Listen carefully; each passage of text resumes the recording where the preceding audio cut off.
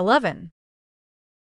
The little beauty spoke with a hint of tears in her voice, but that didn't prevent her from enunciating each word clearly and forcefully. The people in the dessert shop heard this and began to whisper among themselves. Overwhelmed by her beauty initially, I now realized this wasn't some delicate, tearful little beauty, but Lily, the female antagonist who used her tears as a weapon. After seeing the superb acting skills of the antagonist, I couldn't help but wonder where I got the confidence to think I could act in front of Carter. The onlookers had each imagined the beginning and end of the story, then quieted down, waiting for the next development. For a moment, the only sound in the entire store was Lily's sobbing. If I didn't know the truth, I'd probably side with this delicate beauty in a hospital gown and imagine a million-word love-hate story. Honestly, I'd never faced a true two-faced manipulator or scheming hypocrite before. Facing such a high level of prowess right from the start, I was really a little overwhelmed. Lily probably felt the atmosphere was ripe. She wiped her tears and came to pull at my pants leg. I was stunned for a moment, and before I could move away, the little white lotus whimpered twice more and looked up at me. "Claire, we've been good friends since high school. We're so close. But now my kidneys are failing and I need a transplant." Carter had people search the whole city and surrounding areas, but there's no suitable donor. Only you and I are a match. Even so, I treat you like a sister and kept it secret from Carter, not wanting you to get hurt. But later, Carter found out and asked you for help, and you refused. It doesn't matter. I don't want you to suffer at all. Lily forced a smile, tears streaming down her face, a smile so pathetic it made me feel even worse. As she spoke, she suddenly frowned, tears flowing faster. But I beg you, I know you loved Carter, and even schemed to get him to marry you. Back then, even though my heart was broken, I was willing to give up and let you be happy. I told myself over and over to let go of Carter, and I also persuaded Carter to forget me and live a good life with you. Because you are my sister, I would rather choose to keep the pain in my heart forever. I tried hard, but the woman was quite strong, and I couldn't free my pants leg from her grip. The people around me listened to Lily's tearful story and began to point fingers at me, as if they had already glimpsed the truth from this one-sided account. Sigh. Lily tucked her hair behind her ear and pretended to be strong as she shed tears. Although I failed, I still haven't forgotten Carter. But now Carter divorced you, and look at my sickly appearance. I don't have much time left. Claire, I beg you, don't take Carter away from me now, okay? Just wait a little longer. Wait a little longer. When I die, I'll give him back to you, okay, Claire, please? After saying this, Lily stopped talking and started crying harder, which made the customers beside her feel very sad. For a moment, everyone was whispering things like, "How can she be so shameless, stealing someone's boyfriend? This girl treats her like a sister. How dare any woman in this day and age break up a couple and steal a man? This girl is crying so pitifully. Any scumbag can be considered human now." As an extremely ordinary person from the original world, encountering this situation firsthand made me so angry I was shaking. I felt wronged and wanted to cry. But I am not the original owner, so this injustice has nothing to do with me. Even if I were, I couldn't deny she did scheme to marry Carter, but this marriage was originally hers based on the initial mutual affection. She lost the chance of fair competition because of a bracelet.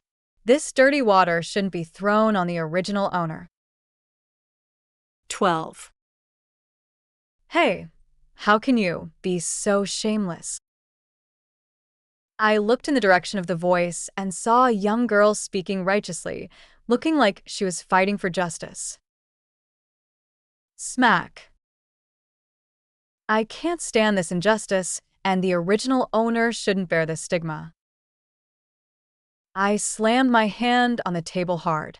Even though it hurt a little, I had to keep up the momentum. I opened the lid of my bubble tea cup and poured the tea at Lily. Lily obviously didn't expect that the innocent heroine who always kept saying it's not me would behave like this and was splashed angrily. Ah, Lily's hair, originally adorned with water droplets and still retaining some sense of beauty, was now splashed with light brown bubble tea, completely ruining her image. Several tapioca pearls slid down her hair, creating a scene that was somewhat humorous. There was another gasp from the crowd. The bubble tea was still warm. Pouring it on her face probably felt like washing it. This little white lotus got off easy. Thud. I slammed my empty cup on the table, looked at the young girl who had just spoken, and said word by word, "First, girls, don't call someone shameless before you know the truth. It makes you look ignorant. Second, if a good sister is really what she said, I would rather never make friends with her." I pointed at the bewildered Lily and said, "You knew the bracelet was the only thing my mother left me, but you still asked for this very important thing because you thought it was pretty, despite my repeated objections." Just because it's pretty and she likes it, I squatted down and tried to take the bracelet off her wrist. Lily held on tightly and refused to let go. I pulled her hand toward me. "Do you want this kind of sister who doesn't care about your feelings?" The girl I questioned was stunned and unable to speak. I walked towards her, gritted my teeth, and said word by word, "Tell me, do you want a good sister like this?" The girl lowered her head and shook it woodenly. Then, as if remembering something, she said, "Even if what she did was wrong, it's true that you stole her boyfriend, right?" Boyfriend. I felt my eyes moisten, perhaps because I was wrongly accused and couldn't fully defend myself, or perhaps because I felt sorry for all the suffering the original owner had endured. "Then did you know that I was the one who saved her boyfriend?" At that time, they didn't even know each other, and the man only remembered that the person who saved him had this bracelet. I waved it at her, and the butterfly pendant on the bracelet jingled. She was an imposter. She knew the man liked her because of the bracelet, but she never told the truth.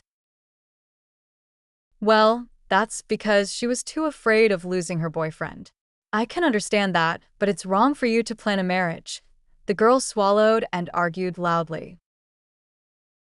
"Oh, boyfriend? Did you know he was actually my boyfriend first?" I remembered how in the original story, Carter and Claire had a vague mutual affection back in college and naturally started dating. If things had continued smoothly, it might have turned into a sweet story. Lily's background made her particularly vain. After learning about Carter's excellent conditions, she approached him repeatedly. By chance, she learned about Carter and the butterfly bracelet and asked Claire coquettishly for this thing the heroine treasured, the only relic of her mother. She deliberately disguised herself as the girl who saved Carter, using her kindness to seduce him step by step, frame Claire, and sow discord between them. The trust between the two gradually eroded under Lily's intervention, leading to the current Carter and Claire. Claire was also love-struck.